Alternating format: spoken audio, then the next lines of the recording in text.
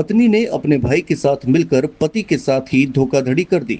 मदन महल जबलपुर थाना अंतर्गत right town निवासी व्यक्ति ने पत्नी उसके भाई के खिलाफ में मामला दर्ज करवाया। थाना प्रभारी के मुताबिक आदित्य मिश्रा ने अपनी पत्नी और उसके भाई आकाश मिश्रा के खिलाफ 48 लाख रुपए की धोखाधड़ी करने के साथ सोने के आभूषण बदलकर नकली आभूषण घर में रखने की शिकायत फरियादी के द्वारा की गई। आदित्य मिश्रा को संविदा वर्ग 2 में नौकरी दिलाने के नाम पर पत्नी और भाई के द्वारा लाखों रुपए सहित सोने के आभूषण हड़प लिए गए। मामला दर्ज कर आदित्य मिश्रा की पत्नी और उसके भाई आकाश की तलाश पुलिस के द्वारा शुरू कर दी गई है।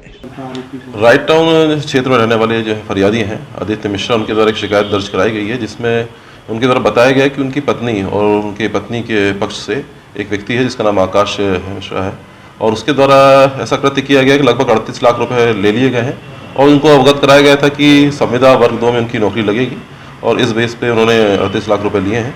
और इसके अलावा एक और चीज़ें सामने आई हैं कि जो घर के जेवरात होते हैं उसको भी उन्होंने खुर्द-बुर्द कर दिया है और कहीं विक्रय कर दिया है, और इस तरह की जानकारी प्राप्त हुई लिखित शिकायत के माध्यम से, जिस पर से थाना मदन महल में अपराध पंजीबद्ध कर विवेचना में लिया गया है।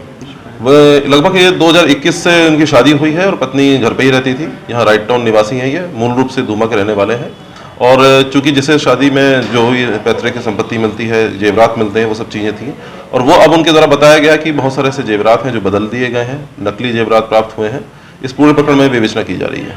जो नौकरी लगाने के नाम पे उन्होंने जो पैसों का लेन देन हुआ है और लगभग 38 लाख का, वो अकाउंट में शेयर किया गया है, अकाउंट में डाला गया है, और अब इसकी जानकारी ली जाएगी। अभी तक जो जानकारी आई है उसमें संविदा वर्ग 2 में इनकी नौकरी लगाने का उन्होंने आश्वासन दिया था, और अभी तक तो ऐसा कुछ हुआ नहीं है, और उनके द्वारा लगभग 38 लाख रुपए का लेन देन कर लिया गया। जो फरियादी है वो मूल रूप से धूमा के रहने वाले हैं, कृषक हैं, और जो आवेदक हैं वो नरसिंहपुर के हैं, ससुराल नरसिंहपुर का है, और वहाँ पर जो बहू है वो रहती हैं, और उनके जो साथी है वो भी वहीं रहता है। ऐसी जानकारी प्राप्त हुई। ये लगभग 2021 के बाद से ट्रांजेक्शन चालू हुआ है, छोटी छोटी किस्तों पे लगातार पैसा जाता रहा है, और कुल मिला के लगभग 38 लाख रुपए अभी तक हो पाए हैं। अभी तक तो अनावेदक से संपर्क नहीं हुआ है, चूंकि मामला कल ही पंजीबद्ध हुआ है। अब इसमें विवेचना में सब तथ्यों को लाया जाएगा और विधि सम्मत कार्रवाई की। ये जो आरोपी है आकाश नेमा, उसके खाते में ट्रांसफर किया गया है। अभी तक कल ही एफआईआर रजिस्टर्ड हुई है, तो इन्वेस्टिगेशन अभी प्राइमरी स्टेज पर है।